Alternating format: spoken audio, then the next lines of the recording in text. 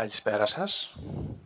Αν και η ώρα είναι λίγο δύσκολη, αλλά θα προσπαθήσουμε να είμαστε ενδιαφέροντες σε αυτά που θα πούμε και θα ακούσετε.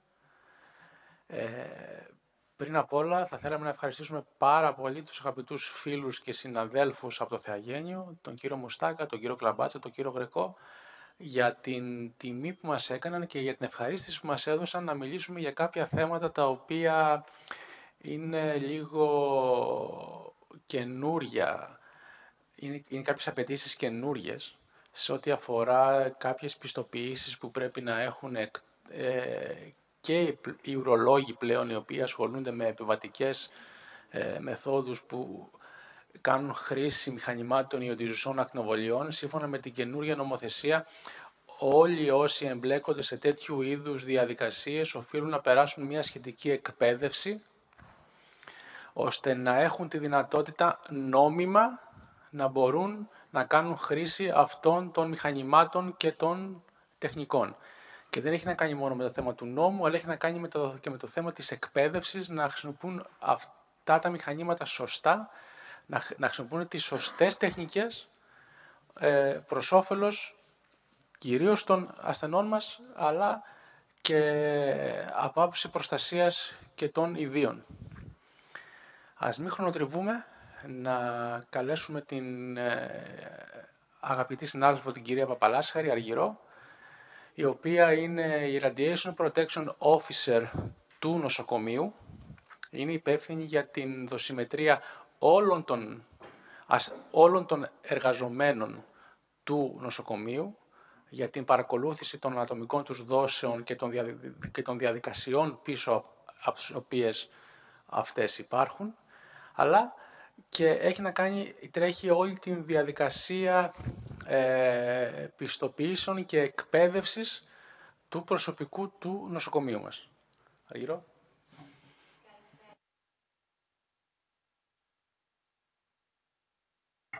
Ωραία. Καλησπέρα. Σας ευχαριστώ πολύ για τον πρόλογο.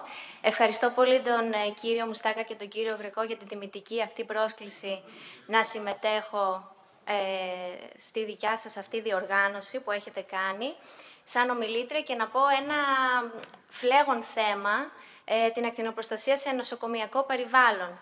Θυμάμαι με την ομάδα των ουρολόγων, γνωριστήκαμε πέρυσι περίπου τέτοιο καιρό, που ξεκινήσαμε το μάθημα προκειμένου να λάβετε την απαραίτητη πιστοποίηση και σας διαβεβαιώνω, σας ευχαριστώ ξανά για την ένθερμή σας αντιμετώπιση και σας διαβεβαιώνω ότι θα συνεχίσω να προσπαθώ και να συμβάλλω το δικό μου μικρό λιθαράκι σε όλη αυτή την προσπάθεια που κάνουμε. Επίσης, ευχαριστώ και την προϊσταμένη του Τμήματος Ιατρικής Φυσικής, η οποία δεν βρίσκεται σήμερα κοντά μας, την κυρία Μακρύδου Άννα, η οποία μου έδωσε αυτόν τον ρόλο του υπεύθυνου ακτινοπροστασίας και δοσιμέτρησης του προσωπικού και γι' αυτό είμαι σήμερα κοντά σας. Θα ξεκινήσουμε λοιπόν με την ακτινοπροστασία στο νοσοκομιακό περιβάλλον. Όπως είπε και ο συνάδελφος ο κύριος Χατζημάρκου, είμαι η επόπτης ακτινοπροστασίας παράλληλα με τις άλλες υποχρεώσεις που έχω στην κλινική μου ρουτίνα. Τι νομίζουμε ότι είναι η ακτινοβολία? Νομίζουμε ότι είναι οι κεραίες και οι ακτίνες Χ, αλλά δεν είναι μόνο αυτές. Η πραγματικότητα είναι ότι η ακτινοβολία είναι όλο αυτό εδώ το φάσμα με όλες αυτές τις λειτουργίες και δυνατότητες που έχουμε, ξεκινώντας από χαμηλότερες ενέργειες και πηγαίνοντας προς τις υψηλότερες.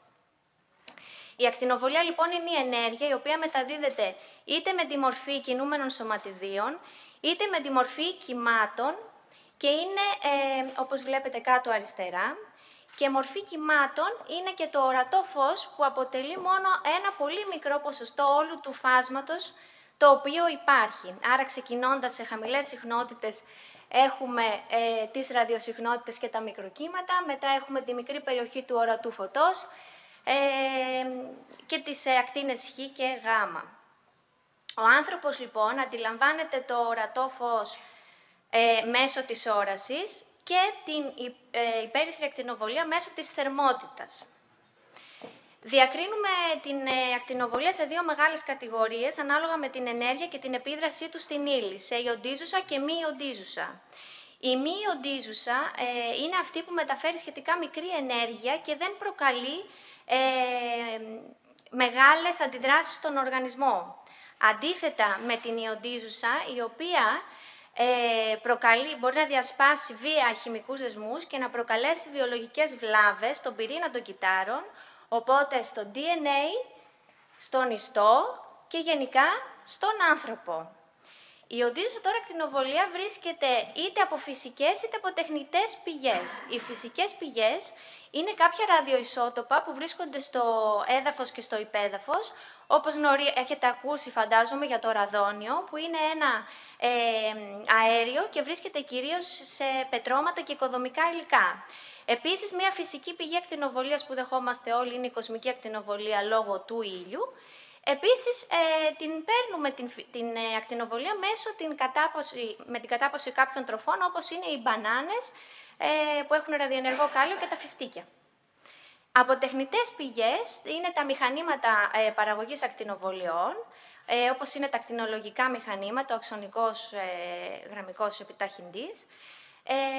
Επίσης έχουμε τα ραδιοφάρμακα, τα οποία είναι τεχνητά ραδιοϊσότοπα, αλλά και κάποια υπολείμματα πυρηνικών ατυχημάτων. Όλα αυτά λοιπόν συντέλεσαν στο να δημιουργηθεί η ακτινοπροστασία, που είναι η επιστήμη που έχει ως αντικείμενο την προστασία της ανθρώπινης υγείας, με παράλληλη όμως διατήρηση του όφελους από τις ακτινοβολίες. Αρχικά, το 1850 περίπου, ο Ρέντγεν είχε εφεύρει τις ακτίνες Χ, αργότερα το ζεύγος Κιουρί την ραδιενέργεια και μετέπειτα άρχισαν να υπάρχουν κάποιες επιπτώσεις από την χρήση των ακτίνων. Έτσι λοιπόν συστάθηκε μια επιτροπή η οποία είναι υπεύθυνη να εκδίδει συστάσεις ακτινοπροστασίας σε διεθνές, σε ευρωπαϊκό και σε ελληνικό επίπεδο. Στην Ελλάδα αυτή η επιτροπή είναι η Ελληνική Επιτροπή Ατομικής Ενέργειας. 3 είναι οι βασικές αρχές ακτινοπροστασίας: η αρχή της αιτιολόγησης, η αρχή της βελτιστοποίησης και η αρχή των ορίων δόσεων. Η αρχή της αιτιολόγησης στηρίζεται στο ότι κάθε ιατρική πράξη που χρησιμοποιεί ακτινοβολία θα πρέπει να είναι αιτιολογημένη για το ποιο είδος ακτινοβολίας θα χρησιμοποιηθεί, σε τι ενέργεια, ουσιαστικά δηλαδή να δώσει ένα ικανοποιητικό όφελος. Ενώ η αρχή της βελτιστοποίησης μας λέει ότι θα πρέπει ναι να χρησιμοποιήσουμε αυτή την ακτινοβολία, αλλά να προσπαθήσουμε κατά το μέγιστο δυνατόν να εξασφαλίσουμε ότι όσο αυτός που θα εκτεθεί στην ακτινοβολία, όσο και οι υπόλοιποι που εκτιθόμεθα έμεσα, να είναι όσο το δυνατόν λογικά εφικτή η ακτινοβόλησή μας. Και το τρίτο και το πιο σημαντικό είναι η αρχή των ορίων δόσεων, η υπέρβαση των οποίων δεν θεωρείται αποδεκτή. Και εδώ να αναφέρω ότι τα όρια του κοινού είναι διαφορετικά από τα δικά μας επαγγελματικά όρια. Γιατί πιστεύετε ότι γίνεται αυτό? Διότι εμείς σαν εργαζόμενοι γνωρίζουμε πώς πρέπει να προστατευτούμε και ποια είναι η πηγή του κινδύνου, ενώ το κοινό δεν έχει τις γνώσεις αυτές ενός επαγγελματία. Έτσι λοιπόν, τα όρια τα οποία υπάρχουν για τους εργαζομένους με ακτινοβολίες είναι διαφορετικά αναλόγως την περιοχή. Η ετήσια ενεργός δόση για τους εργαζόμενους είναι 20 μιλισίλβερ ετησίως, την ίδια στιγμή που για το κοινό είναι μόλις 1. Ενώ για το φακό του οφθαλμού, που με νέες μελέτες βρέθηκε ότι είναι πιο ευαίσθητο, έχουμε 20 μιλισίλβερ και 15 για το κοινό. Παλαιότερα ήταν υψηλότερη η δόση. Το δέρμα και τα άκρα, τα οποία βρίσκονται σε μεγαλύτερη απόσταση από τα ζωτικά μας όργανα, το όριό τους είναι στα 500. Εδώ να σας πω ότι αν για 5 συνεχόμενα έτη κάποιος εργαζόμενος γράψει 100 μιλισίλβερ, πράγμα σχεδόν απίθανο, θα πρέπει οπωσδήποτε ένας παράγοντας είναι να έχει και ανά έτος μικρότερο του 50. Αθροιστικά να είναι 100, αλλά ένα έτος να είναι μικρότερο του 50. Επίσης, όμως, πρέπει να θυμόμαστε ότι η ενεργός δόση από ακτινοβολία υποστρώματος που παίρνουμε όλοι κάθε χρόνο είναι 2,7 μιλισίλβερ. Αυτή την παίρνουμε όλοι από φυσικές πηγές. Και σε αυτή δεν προστίθεται η επιπλέον ακτινοβολία από ιατρικές εκθέσεις για διαγνωστικούς και θεραπευτικούς σκοπούς. Στην Ελλάδα πλέον οι ιατρικές εφαρμογές των ακτινοβολιών καλύπτουν περίπου το 90% του συνόλου των εφαρμογών τους. Έχει δηλαδή διευρυνθεί πολύ η ακτινοβολία στη ζωή μας. Και να σας πω λίγα λόγια για τα φυσικά μεγέθη. Όταν λέμε απορροφούμενη δόση, εννοούμε την ενέργεια που μεταδίδεται στην ήλια μονάδα μάζας και έχει μονάδα τα Gray. Η ισοδύναμη δόση είναι το γινόμενο της απορροφούμενης δόσης με έναν παράγοντα σχετικό με το είδος της ακτινοβολίας και μετριέται σε Sievert, ενώ η ενεργός δόση, αυτή που μετράμε εμείς με το δοσίμετρό μας, είναι το γινόμενο της ισοδύναμης δόσης με έναν παράγοντα κατάλληλο με την ευαισθησία του κάθε ιστού.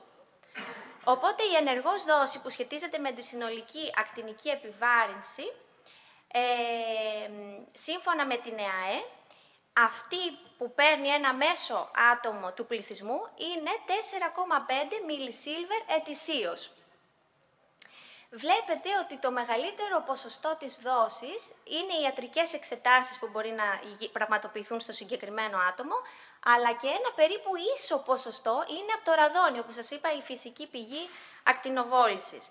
Ένα μικρότερο ποσοστό παίρνει από τα οικοδομικά υλικά και από την κοσμική ακτινοβολία. Εμείς τώρα πώς προστατεύουμε τους εργαζόμενους? Αρχικά αξιολογούμε τη φύση και το μέγεθος του κινδύνου και εφαρμόζουμε την αρχή της βελτιστοποίησης σε κάθε συνθήκη εργασίας. Ταξινομούμε τους χώρους κατάλληλα σε διάφορες ζώνες και οι εργαζόμενοι να βρίσκονται σε κατάλληλες κατηγορίες. Εφαρμόζουμε κατάλληλα μέτρα ελέγχου και παρακολούθηση των συνθηκών εργασίας και εφαρμόζουμε φυσικά όπου απαιτείται την ατομική και ιατρική παρακολούθηση. Οπότε τα βήματα που κάνουμε είναι η συνεχής εκπαίδευση, ο συγκεκριμένος σχεδιασμός και θωράκιση των χώρων εργασίας, τις περιοδικές μετρήσεις που είμαστε υπεύθυνοι να γίνονται, τα μέσα ακτινοπροστασίας που πρέπει να χρησιμοποιούνται και φυσικά η ατομική δοσιμέτρηση. Ο χρυσός κανόνας της ακτινοπροστασίας είναι το τρίπτυχο απόσταση, θωράκιση, χρόνος. Όσο το δυνατόν πιο μακριά από την πηγή, όσο το δυνατόν πιο γρήγορα να κάνουμε την εργασία όταν έχουμε ακτινοβολία και όταν υπάρχει θωράκιση να βρισκόμαστε πίσω από τη θωράκιση. Πάμε να δούμε ένα παράδειγμα με τον χρόνο. Αν ο ρυθμός της ισοδύναμης δόσης στο 1 μέτρο από μία πηγή ακτινοβολίας είναι 100 μικροσίβερ την ώρα, εάν η διάρκεια της εργασίας μας είναι 60 λεπτά, τότε θα την πάρουμε όλη τη δόση. Θα πάρουμε δηλαδή 100 μικροσίβερ.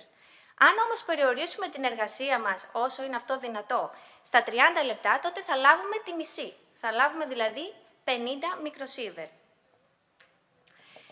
Πάμε να δούμε την εξάρτηση με την απόσταση.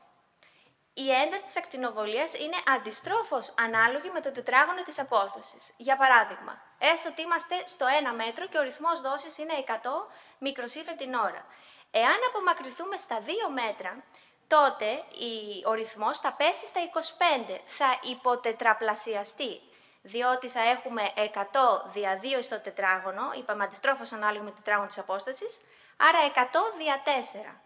Οπότε, αν θα διπλασιάσω την απόσταση, υποτετραπλασιάζω τη δόση, εάν τριπλασιάσω την απόσταση, η δόση θα γίνει 9 φορές μικρότερη. Και το πιο σημαντικό βέβαια είναι η κατάλληλη θωράκιση, είτε του χώρου είτε με τη χρήση ακτινοπροστατευτικών μέσων. Και να σας πω ενδεικτικά ότι η ακτινοβολία Χ και Γ προστατεύεται από τον μόλιβδο κυρίως. Έτσι λοιπόν φτιάχνουμε και κατάλληλες ακτινοπροστατευτικά μέσα, που πρέπει πλέον σύμφωνα με το καινούριο πρωτόκολλο να εφαρμόζονται κάθε φορά που γίνεται η χρήση ακτινοβολιών, που είναι η ακτινοπροστατευτική ποδιά και μάλιστα πρέπει να είναι τύπου φούστα μπλούζα, το κολάρο θυροειδούς και να βρισκόμαστε και πίσω από τα τροχύλατα πετάσματα. Το πιο σημαντικό που πρέπει να γνωρίζετε είναι η χρήση των ατομικών δοσιμέτρων. Κάθε επαγγελματικά εκτιθέμενους πρέπει να φέρει ένα ατομικό δοσίμετρο, το οποίο είναι ένα μικρό εξάρτημα, το οποίο τοποθετείται εξωτερικά από την ποδιά, στο ύψος του στήθους, και αυτό αναγράφει επάνω τον μήνα και το ονοματεπώνυμο του χρήστη. Το δοσίμετρο δεν το δίνω σε κάποιον άλλον να το χρησιμοποιήσει, γιατί είναι ατομικό. Αναγράφει επάνω, ξαναλέω, το όνομα και το μήνα χρήσης. Κάθε μήνα πρέπει να επιστρέφεται, γιατί είναι πολύ σημαντικό από εμάς, τους ακτινοφυσικούς, να λαμβάνουμε υπόψη τις μετρήσεις που γίνονται τον μήνα, και εκτός από αυτό πρέπει να σας πω ότι τα αποτελέσματα των μετρήσεων στέλνονται στο Εθνικό Αρχείο Δόσεων, όπου τηρείται ένα αρχείο για τον καθένα μας ξεχωριστά. Όταν φοράμε ακτινοπροστατευτική ποδιά, τα δοσίμετρα πρέπει να είναι δύο, ένα εντός και ένα εκτός ακτινοπροστατευτικής ποδιάς. Και έχουμε και άλλα είδη δοσιμέτρων, όπως είναι δοσίμετρα καρπού, δοσίμετρα δακτύλου, δοσίμετρα οφθαλμού και δοσίμετρα άμεσης ανίχνευσης, όπως είναι αυτό το μηχάνημα, το οποίο μας λέει live την δόση που υπάρχει στο χώρο. Υπεύθυνος λοιπόν ακτινοπροστασίας στο νοσοκομείο είναι ο ακτινοφυσικός, ο οποίος είναι ένας φυσικός που έχει κάνει μεταπτυχιακές σπουδές στην ιατρική φυσική και έχει αποκτήσει ειδική κλινική εμπειρία. Παρέχει τις υπηρεσίες στα τμήματα ακτινοθεραπείας, ακτινοδιάγνωσης και πυρηνικής ιατρικής. Σαν φυσική, τα τελευταία χρόνια αυτό που γίνεται είναι να παίρνουμε κάποιους τίτλους αυτών των εμπειρογνώμων ακτινοπροστασίας και εμπειρογνώμων ιατρικής φυσικής, οι οποίοι τίτλοι αυτοί είναι ανά 7 χρόνια και ανανεώνονται με συμμετοχές μας και εκπαιδεύσεις μας σε διεθνείς και ευρωπαϊκούς οργανισμούς. Η εργασία λοιπόν, συνοψίζοντας, με ακτινοβολίες είναι ακίνδυνη μόνο όταν εφαρμόζονται σχολαστικά οι κανόνες ακτινοπροστασίας. Όπου ο χώρος έχει ιοντίζουσα ακτινοβολία, υπάρχει ειδική σήμανση. Ωστόσο, η εφαρμογή των κανόνων είναι προσωπική μας ευθύνη. Παρέχουμε συνεχής εκπαίδευση και ενημέρωση του προσωπικού. Ξαναθυμίζω ότι το ετήσιο όριο των εργαζομένων είναι 20 μιλισίλβερ. Εφαρμόζω το τρίπτυχο απόσταση θωράκιση χρόνος και σας διαβεβαιώνω ότι είναι ασφαλής η διέλευσή σας από χώρους όπου γίνεται χρήση ιοντίζουσας ακτινοβολίας. Νομίζω έχω τον χρόνο τώρα να παίξουμε ένα μικρό παιχνίδι, να κάνουμε ένα quiz, οπότε θέλω να βγάλετε τα κινητά σας και να σκανάρετε αυτό το QR code, να κάνουμε ένα μικρό quiz.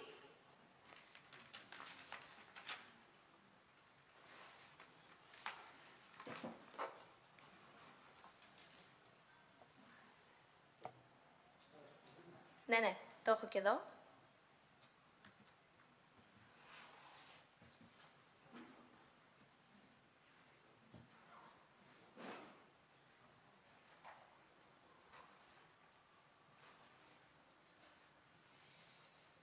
Να κάνουμε λίγο πιο διαδραστική την μεσημεριανή αυτήν δύσκολη ώρα.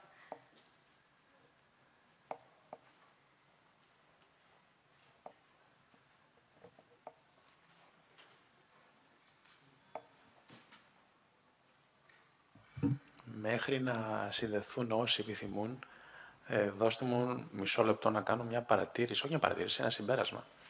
Είμαστε πολύ χαρούμενοι με την εργασία μας με το ουρολογικό τμήμα του νοσοκομείου μας, γιατί ήταν ίσως μακράν οι πιο καλοί μαθητές, εντός εισαγωγικών, σε αυτή την προσπάθεια που κάναμε.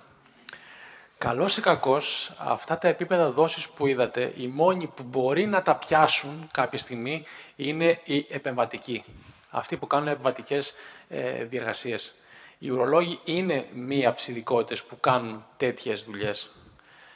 Είναι από τις λίγες ειδικότητες που έχουν τον κίνδυνο, εάν δεν εφαρμόσουν σωστά τις οδηγίες, να πάρουν μεγάλες δόσεις. Και είμαστε, επαναλαμβάνω, πολύ χαρούμενοι που οι δικοί μας ουρολόγοι ακολούθησαν αυτήν την εκπαίδευση και φαίνεται η αποτελεσματικότητα της εκπαίδευσης αυτά από τις πολύ μικρές δόσεις που εμφανίζουν στα ατομικά τους δοσίμετρα. Και τους ευχαριστούμε πάρα πολύ για την συνεργασία και για την βοήθεια που δίνουν και σε εμάς. Λοιπόν, νομίζω μπορούμε να προχωρήσουμε στο quiz.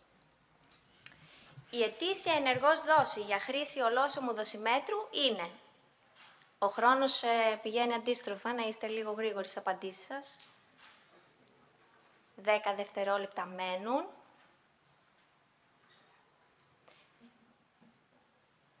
Για να δούμε.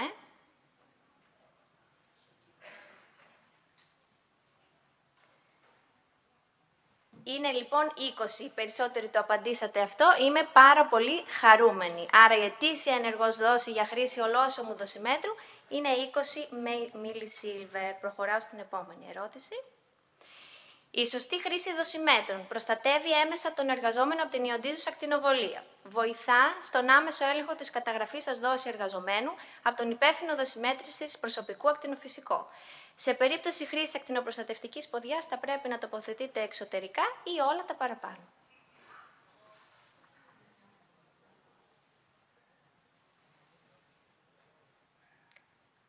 Και εδώ θα πω ότι είμαι χαρούμενη, διότι το σωστό είναι όλα τα παραπάνω, έτσι, και προστατεύει έμεσα, γιατί το δοσίμετρο σαν δοσίμετρο δεν είναι μαγνήτης να τραβάει την ακτινοβολία, απλά μας ενημερώνει για το τι δόση έχουμε λάβει κι εμείς. Και πάμε στην τελευταία ερώτηση. Κατάλληλη πρακτική για προστασία από την ιοντίζουσα ακτινοβολία είναι ελάχιστος χρόνος παραμονής και μέγιστη απόσταση από την πηγή, ελάχιστος χρόνος και ελάχιστη απόσταση από την πηγή, δεν επηρεάζει ο χρόνος αρκεί η απόσταση από την πηγή να είναι μέγιστη, ελάχιστος χρόνος κοντά στην πηγή αρκεί η απόσταση να είναι σταθερή.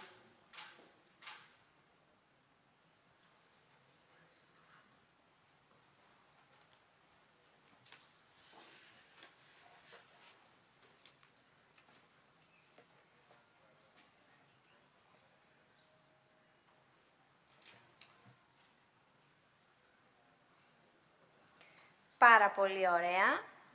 Ελάχιστος χρόνος παραμονής και μέγιστη απόσταση από την πηγή. Εντάξει, μην βλέπετε ότι εγώ είμαι η νικήτρια. Νικητής είναι ο κύριος Θήτα, η κυρία.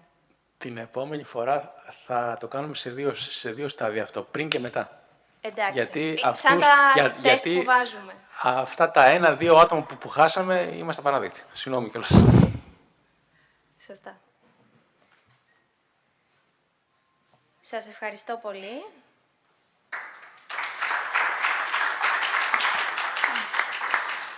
Έχει κάποιος κάποια ερώτηση να κάνει?